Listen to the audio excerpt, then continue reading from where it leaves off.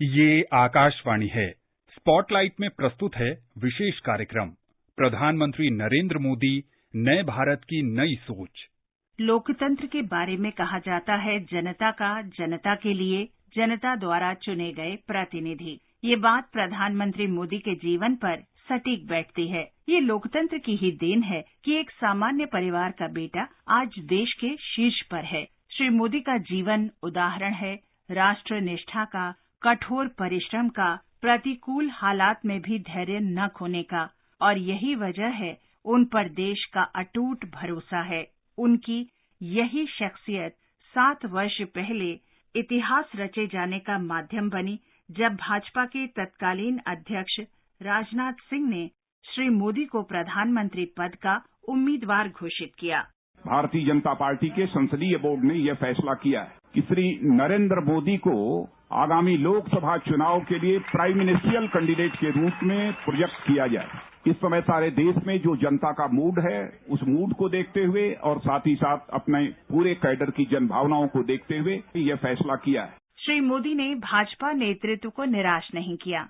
उन्होंने देश की कमान संभाली और उस पर खरे उतरे। मैं नरेंद्र दामोदर दास मोदी ईश्वर की शपथ लेता हूं कि मैं विधि द्वारा स्थापित भारत के संविधान के प्रति सच्ची श्रद्धा और निष्ठा रखूंगा। मैं भारत की प्रभुता और अखंडता का अक्षुण्ण रखूंगा। मैं संघ के प्रधानमंत्री के रूप में अपने कर्तव्यों का श्रद्धापूर्वक और शुद्ध अंतःकरण से निर्वहन करूंगा तथा मैं भय या पक्षपात, अनुराग या द्वेष के बिना सभी प्रकार के लोगों के प्रति संविधान और विधि के अनुसार न्याय करूंगा। प्रधानमंत्री मोदी ने गुजरात के मुख्यमंत्री पद से लेकर भाजपा के निर्विवाद नेता तक की यात्रा अपने कठोर परिश्रम और राष्ट्र निष्ठा के साथ पूरी की है। उनका व्यक्तित्व चुनौतियों से जूझने और लक्ष्य पर निगाह रखने की गहरी सीख देता है। इसमें अहम भूमिका निभाई है संगठन के दिनों से ही उनके जीवन में शामिल राष्ट्र निष्ठा के व्रत ने, जिसने उन्हें नई सोच दी, नया उत्साह दिया, गरीबों, किसानों, महिलाओं और सैनिकों के लिए काम करने की ऊर्जा दी। यही वजह है कि प्रधानमंत्री के तौर पर लिए गए श्री मोदी के हर निर्णय में दिखाई देता है गरीबों का दर्द, उनके आंसू पोंछने की ललक और राष्ट्र के प्रति अगाध प्रेम। गरीबों के लिए जितना काम पिछले 6 साल में हुआ है और बिल्कुल प्लानिंग से हुआ है, एक चीज के साथ दूसरी चीज, दूसरे से जुड़ी हुई तीसरी चीज, हर चीज की भरपाई हो और गरीबी से लड़ने की उसको ताकत मिले और खुद ही गरीबी को परास्त करके गरीबी से बाहर निकले, उस दिशा में एक के बाद एक कदम अनेक नई पहलें उठाई गई हैं। प्रधानमंत्री के दिल में बसता है गांव, गरीब, किसानों की पीड़ा और महिलाओं का दर्द। हमारे गांव 21वीं सदी के भारत, आत्मनिर्भर भारत की ताकत बने, ऊर्जा बने। श्री मोदी की मान्यता है कि गरीबी दूर किए बिना देश को प्रगति के पथ पर आगे नहीं बढ़ाया जा सकता। जनधन योजना शुरू करने के मूल में प्रमुख रहा उनका यही विचार, जिसके तहत अब तक 40 करोड़ बैंक खाते खोले जा चुके हैं। जब एक विकासशील देश दुनिया का सबसे बड़ा फाइनेंशियल इंक्लूजन कार्यक्रम सफलतापूर्वक चलाता है, सिर्फ 5 साल में 37 करोड़ से ज्यादा गरीबों के बैंक खाते खोलता है, तो उसके साथ बनी व्यवस्थाएं पूरी दुनिया के गरीबों में एक विश्वास पैदा करती हैं। इसी तरह 100 करोड़ के कोष से शुरू किया गया बेटी बचाओ बेटी पढ़ाओ अभियान इसकी अगली कड़ी है। सदियों से धुएं में घुटती रही महिलाओं की जिंदगी को उबारने के लिए उन्होंने उज्ज्वला योजना लागू की। ये देश के लिए गर्व की बात है कि इस योजना के अंतर्गत करीब 8 करोड़ गैस कनेक्शन दिए जा चुके हैं, जिससे दूर दराज गांव देहात तक की महिलाएं अपनी रसोई में राहत की सांस ले पा रही हैं। उज्ज्वला योजना की वजह से आज देश के 8 करोड़ गरीब परिवारों के पास भी गैस कनेक्शन मौजूद है। इस योजना से गरीब के जीवन में क्या परिवर्तन आया है, ये कोरोना के दौरान हम सभी ने फिर एक बार महसूस किया है। प्रधानमंत्री मोदी चाहते हैं वर्ष 2022 तक किसानों की आमदनी दोगुनी हो जाए। इस लक्ष्य को पूरा करने के लिए श्री मोदी ने न केवल कृषि और ग्रामीण विकास मंत्रालय को सक्रिय रखा है, बल्कि वे स्वयं हर मोर्चे पर जुटे हुए हैं। किसानों की मदद के लिए किसान क्रेडिट कार्ड और किसान सम्मान निधि योजनाएं लागू करना मोदी सरकार की प्रमुख उपलब्धि है। देश के 6 करोड़ किसानों को एक साथ पीएम किसान सम्मान निधि का पैसा ट्रांसफर करके एक रिकॉर्ड कायम किया है। प्रधानमंत्री का स्वप्न है कि वर्ष 2022 तक देश में हर नागरिक के सिर पर छत हो। इसके लिए प्रधानमंत्री आवास योजना में तेजी लाई गई है। ये श्री मोदी की सोच और मेहनत का ही कमाल है कि इस योजना के माध्यम से अब तक देश भर में लाखों गरीबों को उनके घर दिए जा सके हैं। आपका घर बहुत कम खर्च में और बहुत कम समय में बनकर तैयार भी हो गया। सरकार ने भी गरीबों के आवास की इस योजना में एक प्रकार से इसी रीति का ही समावेश किया है।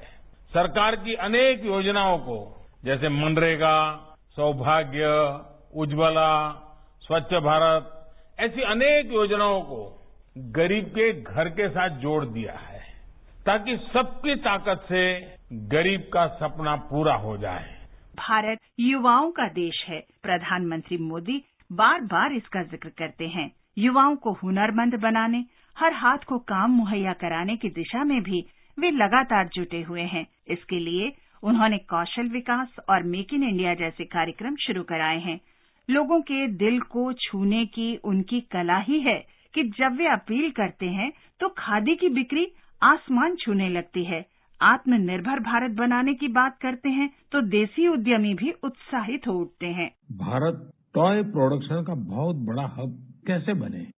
वैसे मैं मन की बात सुन रहे बच्चों के माता पिता से क्षमा मांगता हूं, क्योंकि हो सकता है उन्हें अब ये मन की बात सुनने के बाद खिलौनों की नई नई डिमांड सुनने का शायद एक नया काम सामने आ जाएगा।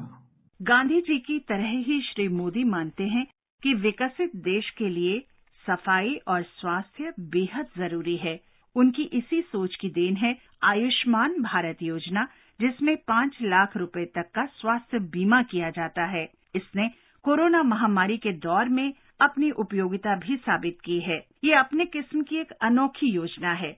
जब एक विकासशील देश दुनिया की सबसे बड़ी हेल्थ एश्योरेंस स्कीम सफलतापूर्वक चलाता है, 50 करोड़ लोगों को हर साल 5 लाख रुपए तक के मुफ्त इलाज की सुविधा देता है। श्री मोदी ये भी मानते हैं कि बिना सफाई के विकास की कल्पना भी बेमानी है। इसलिए लाल किले से शौचालय क्रांति की अपील की। उन्होंने खुद अपने हाथों स्वच्छता अभियान शुरू किया। मोदी देश के पहले प्रधानमंत्री हैं जिन्होंने स्वच्छता को राष्ट्रीय अभियान बनाया और इस पहल में उनकी महती भूमिका है। उन्होंने इसे शहरों के साथ ग्रामीण परिवेश से जोड़ा, जिससे लोगों में स्वच्छता के प्रति जागरूकता बढ़ी है। सिर्फ 5 साल में 11 करोड़ से ज्यादा शौचालय बनाकर अपने देशवासियों को देता है, तो उसके साथ बनी व्यवस्थाएं पूरी दुनिया को एक प्रेरक संदेश देती है। इसी तरह नमामि गंगे परियोजना गंगा और उसके परिवेश की स्वच्छता के लिए उनकी अटूट श्रद्धा का प्रतीक है। नमामि गंगे मिशन के तहत बिहार सहित पूरे देश में 180 से अधिक घाटों के निर्माण का काम चल रहा है। इसमें से 130 घाट पूरे भी हो चुके हैं। देश में गंगा किनारे कई जगहों पर आधुनिक सुविधाओं से युक्त रिवर फ्रंट पर भी काम तेजी से चल रहा है। पटना में तो रिवर फ्रंट का प्रोजेक्ट पूरा हो चुका है। मुजफ्फरपुर में भी ऐसा ही रिवर फ्रंट बनाने की परियोजना का शिलान्यास किया गया है। श्री मोदी के व्यक्तित्व का ही कमाल है कि आज विदेश नीति के मोर्चे पर देश को कामयाबी मिल रही है।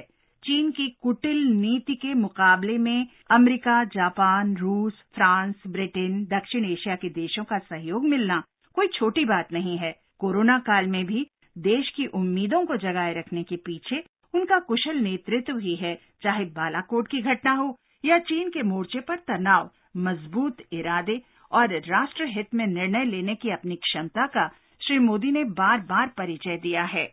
भारत जिन विषयों को उठा रहा है, जिन नए वैश्विक मंचों के निर्माण के लिए भारत आगे आया है, उसका आधार वैश्विक चुनौतियां हैं, वैश्विक विषय है और गंभीर समस्याओं के समाधान का सामूहिक प्रयास है। श्री मोदी को दिन रात काम में जुटे रहने की इतनी ऊर्जा और प्रेरणा आखिर कहां से मिलती है? श्री मोदी योग के सच्चे साधक हैं। योग को दुनिया भर में प्रतिष्ठा दिलाने में बड़ी भूमिका निभाने वाले श्री मोदी कर्मयोगी हैं। योग की अनेक विध विधियां हैं, अनेक प्रकार के आसन हैं। वो आसन ऐसे हैं जो हमारे शरीर की स्ट्रेंथ को बढ़ाते हैं, हमारे मेटाबॉलिज्म उसको शक्तिशाली करते हैं। सार्वजनिक जीवन के जरिए लोगों की जिंदगी में कैसे बदलाव लाया जा सकता है, इसका अनुभव उन्होंने गुजरात में हासिल किया। उनके कठिन परिश्रम और दूरदृष्टि की बदौलत ही उस गुजरात विकास मॉडल की ख्याति बढ़ी, जो पहले सूखा और बाद में भूकंप से तबाह हो गया था। श्री मोदी बतौर प्रधानमंत्री दूसरी पारी में लोगों का जीवन स्तर सुधारने के लिए दिन रात एक किए हुए हैं। भारत ने ये तय किया है कि आने वाले 5 वर्षों में हम अपनी इकोनॉमी के साइज को 2 गुना करने का प्रयास करेंगे। उनकी सोच युवाओं जैसी है। तकनीक और सोशल मीडिया का इस्तेमाल लोगों के दिलों तक पहुंचने का उत्कृष्ट माध्यम है। मैं अपने रेहड़ी पटरी वाले साथियों से अपील करता हूं कि वो अपना ज्यादा से ज्यादा लेन देन डिजिटल करें और पूरी दुनिया के सामने एक नया उदाहरण प्रस्तुत करें। हमारे जो खाने पीने का व्यवसाय करने वाले साथी हैं, जिसको हम स्ट्रीट फूड वेंडर भी कहते हैं, उनको ऑनलाइन प्लेटफॉर्म देने की भी योजना बनाई गई है। गांधी जी और अटल बिहारी वाजपेयी के बाद श्री मोदी का व्यक्तित्व ऐसा है जिनकी आवाज पर करोड़ों दिल उत्साह से भर उठते हैं। हमारे उपनिषदों में, हमारे शास्त्रों में अक्षर ब्रह्म की बात कही गई है। अक्षरम ब्रह्म परमम, अक्षरम ब्रह्म परमम, ये सिद्धांत दिया गया है। हमारे शास्त्रों में कहा गया है, शब्द ब्रह्माणि निष्णातः परम ब्रह्मादि गच्छति, यानी शब्द ही ब्रह्म है। जो इस शब्द ब्रह्म को पूरी तरह जान लेता है, वह ब्रह्मत्व को, ईश्वरत्व को पा लेता है। शब्द की महिमा, शब्द को ईश्वर कहने का ऐसा उदाहरण कहीं और नहीं मिलता। और इसलिए शब्दों में सच कहने का साहस, शब्दों में सकारात्मकता देने की शक्ति, शब्दों में सृजन करने की सोच, ये भारतीय मानस की पूंजी है, भारतीय मानस की सहज अभिव्यक्ति है। देश का ये भरोसा ही उनके प्रति आगे भी उम्मीद बनाए रखने की वजह है। आशा की जा सकती है कि जल्द ही देश कोरोना संकट से उबरेगा और श्री मोदी के नेतृत्व में आर्थिक मोर्चे पर एक नया अध्याय लिखेगा। आसमां में सर उठाकर, घने बादलों को चीरकर रोशनी का संकल्प ले, अभी तो सूरज उगा है। दृढ़ निश्चय के साथ चलकर, दृढ़ निश्चय के साथ चलकर हर मुश्किल को पार कर, घोर अंधेरे को मिटाने, घोर अंधेरे को मिटाने अभी तो सूरज उगा है। अभी आप सुन रहे थे प्रधानमंत्री नरेंद्र मोदी, नए भारत की नई सोच। ये कार्यक्रम आकाशवाणी के समाचार सेवा प्रभाग द्वारा प्रस्तुत किया गया। इसे आप हमारे mobile app news on AIR पर भी सुन सकते हैं।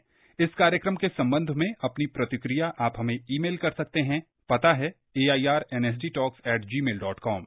ये कार्यक्रम फिर से सुनने के लिए लॉग ऑन करें हमारी वेबसाइट newsonair.com।